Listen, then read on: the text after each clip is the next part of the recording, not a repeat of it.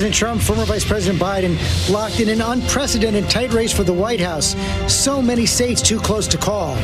Just hours ago, the president baselessly tried to declare victory. We will win this, and as far as I'm concerned, we already have won it. Falsely claiming his supporters are being disenfranchised, that he's the victim of fraud, and calling for an end to the counting in states where he's ahead. Threatening to take his challenge to the Supreme Court. Millions of ballots still to be counted. Biden calls for calm and patience. We believe we're on track to win this election, and it ain't over till every vote is counted. Every ballot is counted. All eyes on those critical battleground states. A big victory for the president in Florida and Ohio. Biden pulling ahead in Arizona. Wisconsin, Georgia, and Michigan still up for grabs. Plus, neck and neck in the critical state of Pennsylvania. That could decide the election. As many as 160 million Americans casting their vote, with the most divisive election of our generation on the line. A nation undecided and divided. Our powerhouse political team is spread out all across the country, breaking down the final sprint to 270 electoral votes. The fight to the finish is not over. As we say, good morning, America. Live in Times Square, this is a special edition of Good Morning America. Your voice, your vote. Election 2020.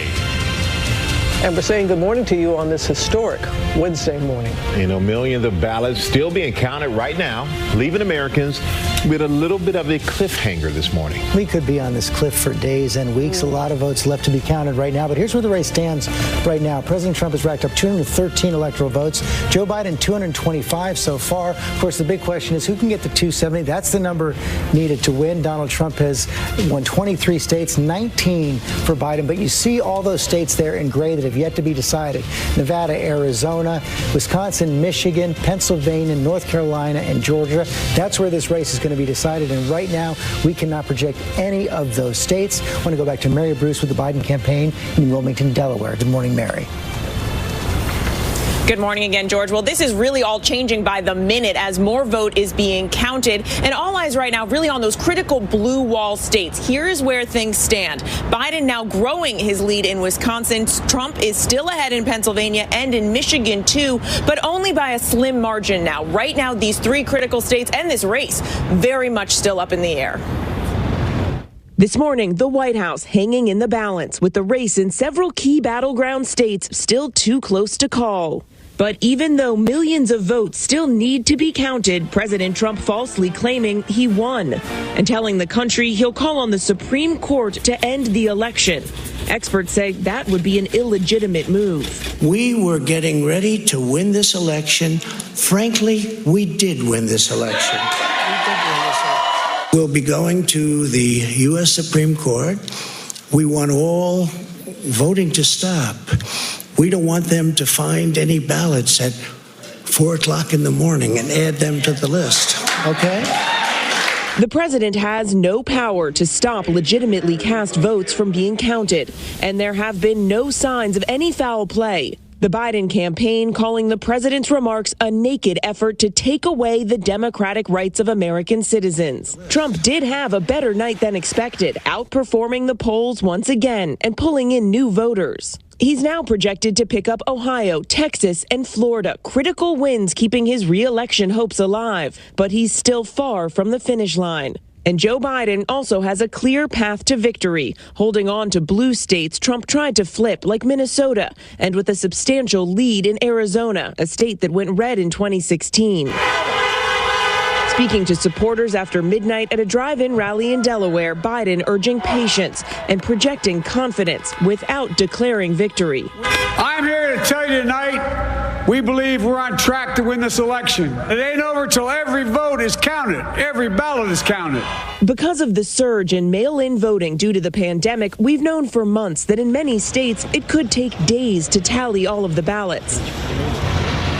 Now, inside the Biden campaign this morning, they are feeling good. They are confident that ultimately this will end in their favor. They say they are seeing encouraging signs in Arizona. They like what they're seeing there. Also in Wisconsin this morning. But, George, inside the Biden camp, they are also furious with the president and his statement overnight, calling it outrageous. They have a legal team standing by, and they are promising that they're going to do everything they can to guarantee that every single vote is counted. And, Mary, you may not have an answer to this yet, but have we heard any word yet on whether we're going to hear from former Vice President President Biden again today at some point? Well, he did say last night as he left the stage here behind me that we would be hearing from him and his running mate at some point today. We suspect that is still the case, but George, it is a very fluid situation here this morning. That is an understatement. Mary Bruce, thanks very much. Michael? All right, George, let's go back to our senior White House correspondent, Cecilia Vega, with more on the mood inside the president's camp this morning after that speech earlier this morning. Good morning again, Cecilia.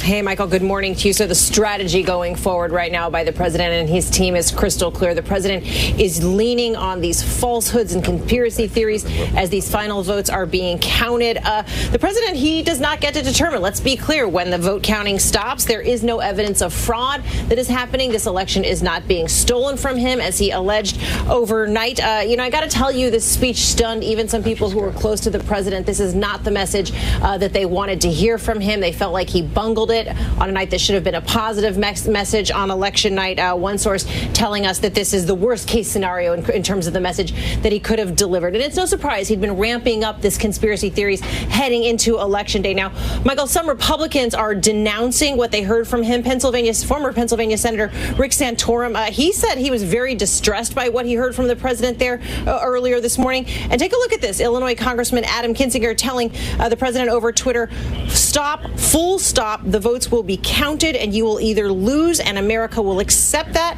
win or lose and America will accept that. Patience is a virtue. But Robin, so far the silence from GOP leadership speaks volumes. That it does. All right, Cecilia, appreciate it. We're going to go back to Deborah Roberts in Kenosha, Wisconsin, with the very latest on the race in that crucial state. Good morning again, Deb.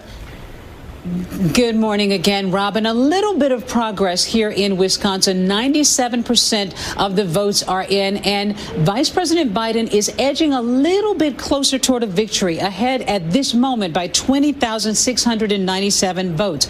Now, the absentee ballots are continuing to be finalized, so that could change a little bit. 10 electoral votes on the line here. But get this, Robin, that is the same, almost the same amount of votes that President Trump claimed the state 4 years ago against Hillary Clinton. He won by about 22,000 votes. Now, ABC News has not officially called this race. It is still a little bit fluid this morning. I should make that very clear. But the head of the Democratic Party here is starting to call it a Biden victory, saying that he is winning by more than any presidential candidate in Wisconsin history. Of course, that still remains to be official. And then, of course, we don't know where this is all going to head, because a candidate can request a recount if that margin is within about a 1% margin. So we'll see where this all goes. But we are moving a little closer to some knowledge of what's happening here in Wisconsin. Robin? Getting there. All right, Deb, thank you. And coming up here on GMA, yes, the other key battleground states, including Michigan and Pennsylvania, we're live in the states that could determine this tight race. And the voting results beyond the candidates, we're breaking down some of the most closely watched initiatives this morning. Tracking everything coming in on this race and the path to victory for the candidates. We'll be right back.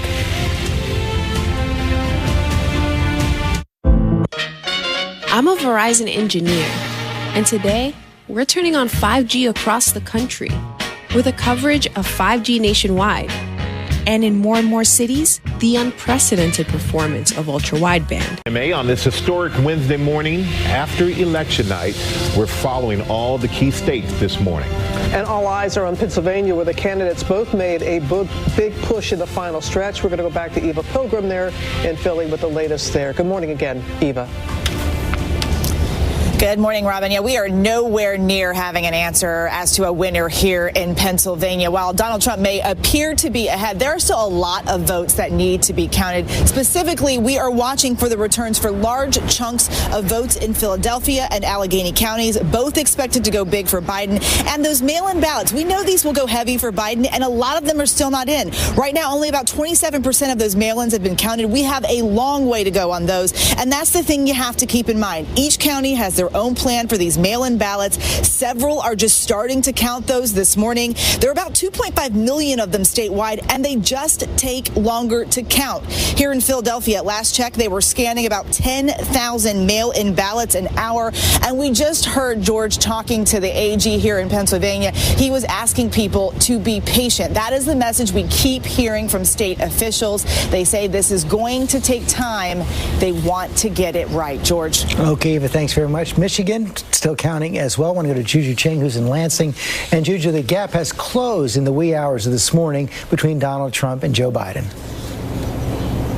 Absolutely, George. We're basically looking at a dead heat. It is pretty much a waiting game here as poll workers worked throughout the night, and everyone is urging patience here as well. The new shift of poll workers started at 5 a.m. to take up the tally, and they are continuing not just to count, but to process this voluminous number of absentee ballots. The Secretary of State tweeting that they still have hundreds of thousands of votes still to be counted, many of them in Democratic strongholds like Detroit, where only 64% of the votes in Wayne County have been counted. So for those of us doing the math at home with calculators, there are still thousands of votes that still have to be tallied. Votes left in Grand Rapids, in Flint, in Macomb County. And those, as you know, the absentee ballots tend to break for the Democrats.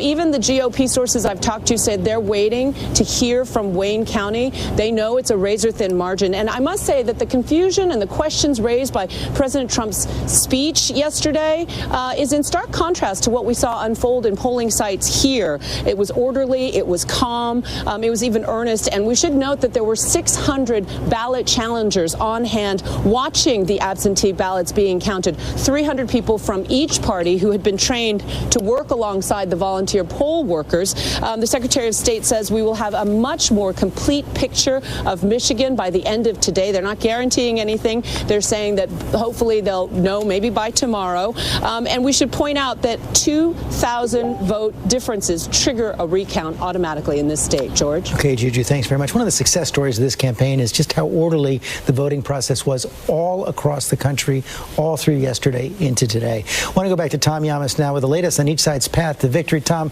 let's walk through again what paths are still open to each candidate. All right, George, good morning again. For the purpose of this segment, we've given Alaska to Donald Trump and we've given Maine to Joe Biden. We haven't projected those yet, but that's likely how they're going to break. All right, for Joe Biden tonight, I should say this morning, sorry, haven't slept yet, Arizona and Nevada. He has a lead right there. If he holds those, he goes to Wisconsin. He has a lead there. He's at 254. This is important now. If he wins Michigan, he gets to 270. Look at Pennsylvania. If he wins Pennsylvania, let me click that back in, 274. If he wins Georgia, tight there, 270. You can see, George, he has several paths at this hour. That's why Donald Trump needs a clean sweep if indeed Joe Biden wins Arizona, Nevada, and Wisconsin. That's right. That's when things get a little complicated. So look at President Trump's number there, 216. If he picks up Pennsylvania, gets to 236. He has to win Michigan, 252. Wins North Carolina, 267. But he's still not at 270 yet. He has to win Georgia. Right now at this hour, his path is a little more difficult. But again, a lot of the vote is still out. A lot more still to come. Okay, thanks very much, Robin. A lot more. Joining us now to talk about what we just saw with Tom and what's next, our ABC News contributors, Sarah Fagan and Yvette Simpson, who is the CEO of Democracy for America.